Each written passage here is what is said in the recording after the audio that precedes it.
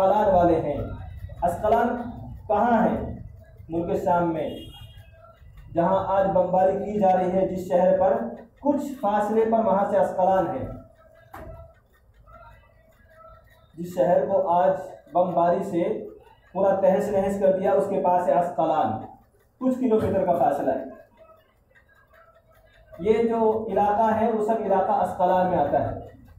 अल्लाह के नबी सल्लल्लाहु अलैहि वसल्लम इससे साफ लफ्ज़ों में बयान नहीं कर सकते हैं, नाम लेकर के फरमाया है कि अस्कलान सबसे बेहतरीन इबादत करने वाले हैं, अपनी हिफाजत करने वाले हैं, अपने सरहदों की हिफाजत करने वाले हैं।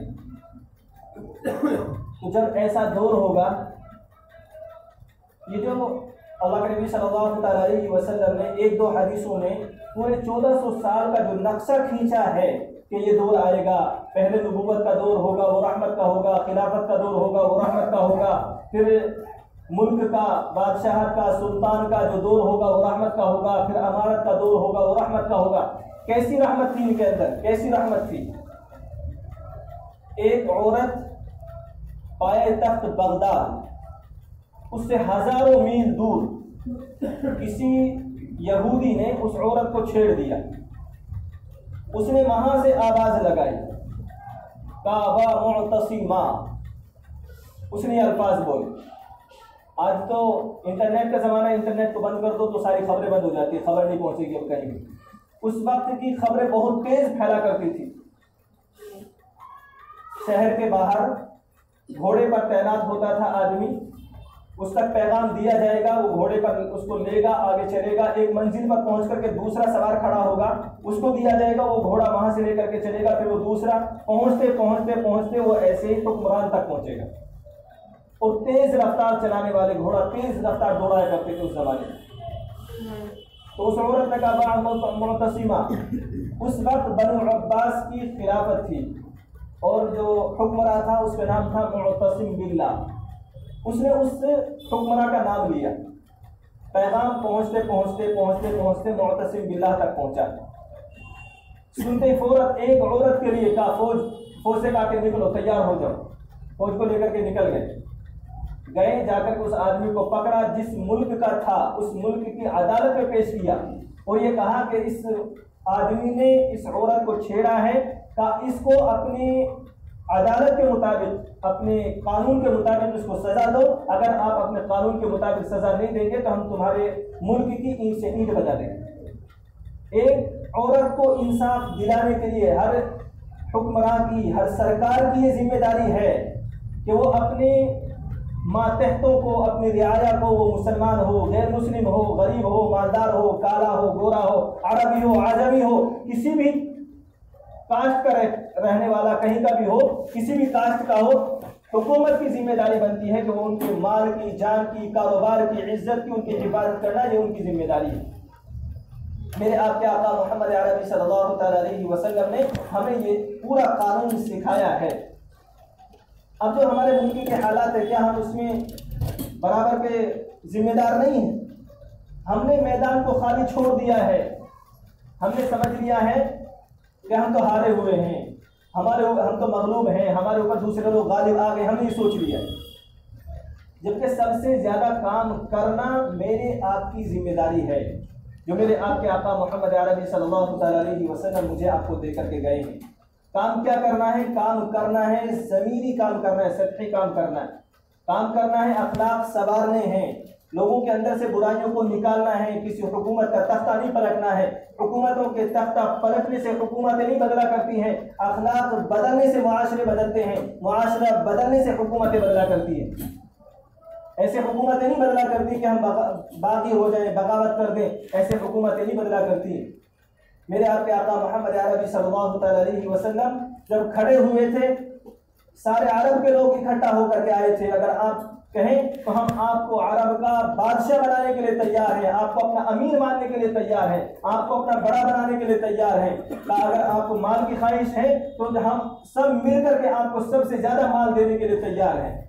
अगर आपको खूबसूरत लड़की चाहिए तो आप किसी लड़की पर हाथ रखो, हम निकाह करने के लिए तैयार है। अल्लाह के नबी सल्लल्लाहु अलैहि वसल्लम ने फरमाया, मैं इन सब कामों के लिए नहीं आया, हुकूमत करने के लिए नहीं आया हूँ, मालदार बनने के लिए नहीं आया हूँ, या शादियाँ करने के लिए नहीं आया हूँ।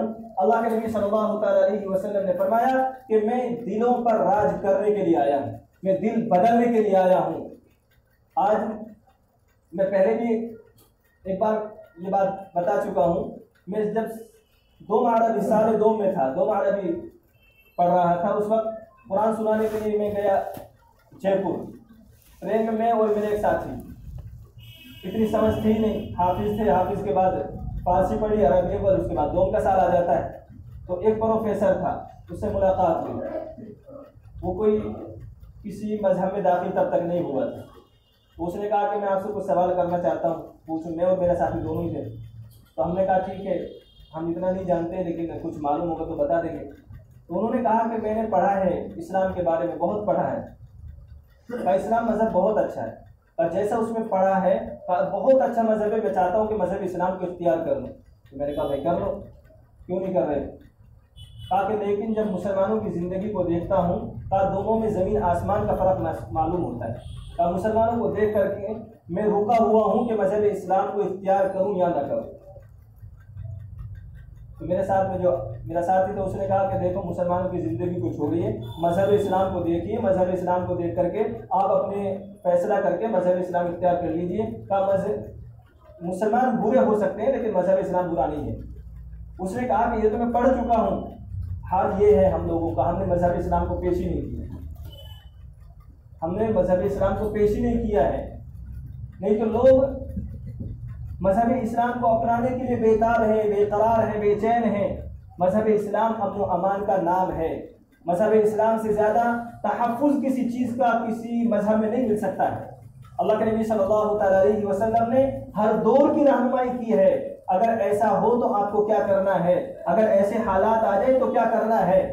इस हदीस का और भी जुमला है आगे, यह हदीस लंबी है। उसके बाद अल्लाह के नबी सल्लल्लाहु अलैहि वसल्लम ने इस हदीस को बाकी रखते हुए और पूरा घंटों उसमें लगेंगे बात करने में। मैं इसको इंशाअल्लाह अगले हफ्ते इसके बाद से शुरू करूंगा कि जब ये दौर शुरू हो जाए कि जबरिया हो, कि हुक्मरान जालिम हो जाए, लोगों के ऊपर जुल्म करना शुरू कर दे, तो फरमाया कि तुम रिबात वालों में शामिल हो जाओ, तुम जिहाद करो, फिर कोशिश करो, अखलाक संवारो, लोगों को अखलाक की दावत दो, लोगों के सामने अखलाक को पेश करो, ताकि जब ऐसे हालात आ जाए जो आज हालात हैं, इनमें अखलाक को संवारने की ज़रूरत है। जो एक अखलाक मेरे आपके आका मोहम्मद अरबी सल्लल्लाहु अलैहि वसल्लम दे करके गए हैं, उन अखलाक को दुनिया के सामने पेश करने की ज़रूरत है।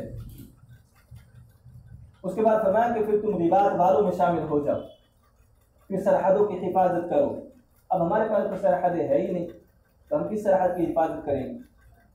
हम सिर्फ अपने दिल की हिफाजत कर लें कि इस दिल के अंदर कीना, बुग़्ज़, हसद दाखिल नहीं होने देंगे।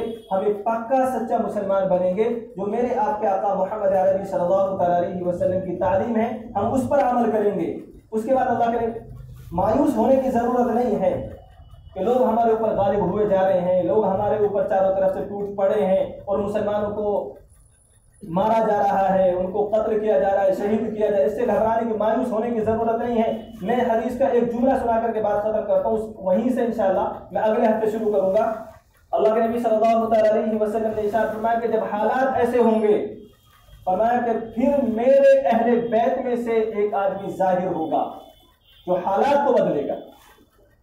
फिर मेरे अहले बैत में से एक आदमी ज़ाहिर होगा वो जो हालात को बदलेगा। वो आदमी कौन है?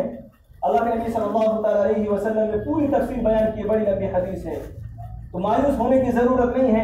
हालात ये होने के बाद, उसके बाद हालात बहुत जल्दी बदलने वाले हैं। बस हमें ज़रूरत है अपनी ज़िंदगी को बदलने की। अल्लाह तबारक व तआला मुझे आपको अमल करना आसान फरमाए।